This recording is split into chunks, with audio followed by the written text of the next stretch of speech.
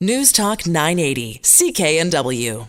And I'm Simi Sarian for Jon McComb. Well, it looks like Ian Young has done it again. The Vancouver correspondent for the South China Morning Post has been at the forefront of stories about the impact of foreign investment here in Metro Vancouver. And his latest is once again showing us a side of things that we wonder what's really going on here. And he joins us now to talk more about this. Good morning, Ian. Hi, Simi. How are you? I'm good, thank you. Now, you've written about a company called Amicus International Consulting. What is this about? Right. Now, Amicus International is a Vancouver company that offers clients new identities. And by that I mean it offers new citizenship, it offers passports, name changes, but it also includes advice on how to maintain an anonymous life. What? An anonymous life. How to fake an accent. How to come up with a plausible cover story and things like that. Is this a successful Vancouver consulting company? Well, it's hard to tell because it is quite quite discreet. But it says that it has had hundreds of satisfied clients, and it does list at least 2 case studies on its website, and they were 2 rather well-known Chinese criminals, fraudsters who were involved in the theft of more than $500 million from the Bank of China that was laundered through Canada and Vancouver's real estate market, as well as Macau casinos and Las Vegas casinos. So, there are certainly some rather dubious characters who are employing the services of Amicus International. And how is this kind of thing allowed? Well, we're actually in quite a grey area. It might be hard to believe, but it could be legal. None of those services by themselves, second citizenships, name changes, anonymous living, are actually illegal. So it might not be illegal, but it is certainly deceptive. If you're coaching people on how to fake accents and come up with, what they call cover stories, obviously that is a deceptive practice, and it depends on who's getting the advice. Yeah. If you or I wanted to do that and fly under the radar, that certainly might be deceptive, but it's not necessarily illegal. Is Amicus still coaching criminals on these deceptive practices? Well, if they are, then that's definitely a grey area, to say the least.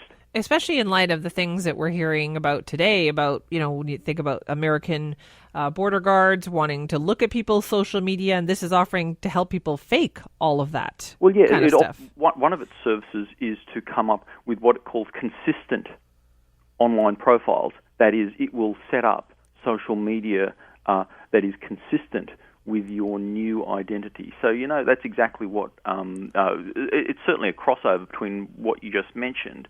Are they trying to deceive government authorities, or are they just trying to trick their friends? What purpose would there be in tricking friends? Like this seems, you talked about citizenship here. That also almost seems like helping people to gain citizenship under false pretenses. Well, yeah, that you'd have to actually look at the applications. It's to get a second citizenship and to change your name.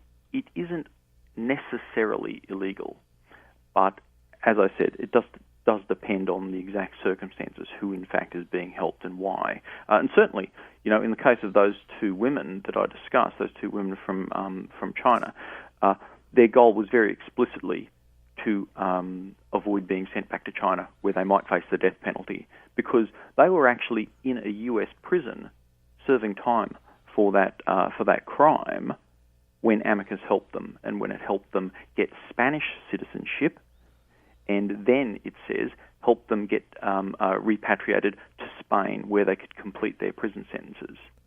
Ian, when people hear stories like this, because the average person reads this and goes, who are these people? Like, how there's some whole other world out there where we don't know the rules and what's really going on. Yeah, I think that's true for a lot of Vancouverites, that there is sort of a naivety about the way that Vancouver is being regarded, and certainly it is being regarded as I think as a cash box for a lot of very dubious characters. And specifically, I'm talking here about some dubious characters from China, because that's where a lot of the money is coming from. Now, that is not any reflection on ethnic tendency. I think that is simply a reflection on, there is a huge amount of money in China that is looking for a bolt hole. It's looking for a way to get out of the country. Some of it is legitimate, some of it is not. Okay, so then how do we know anything about how busy this company is, how much business they do here? Well, as I said, they do say that they are discreet and they'll only talk about cases if given permission. But they do say that they have had hundreds of satisfied clients.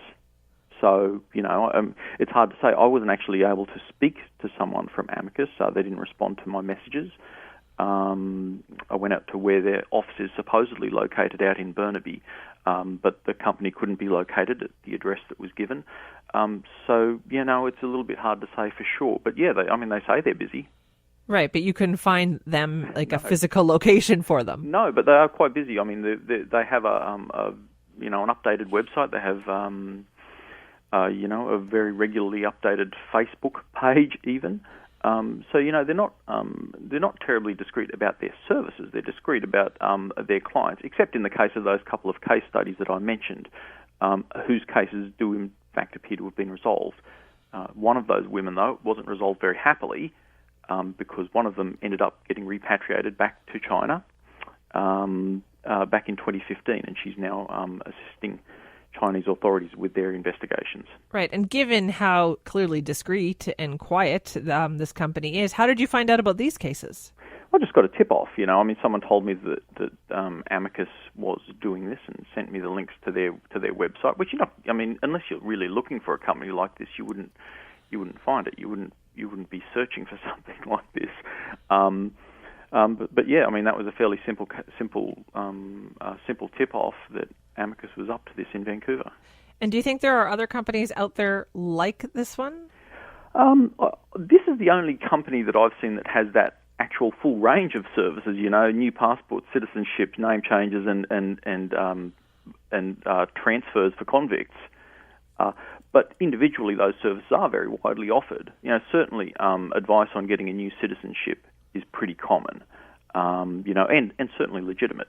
There's nothing illegitimate about getting a second citizenship or getting a second passport. It's a fairly common trade.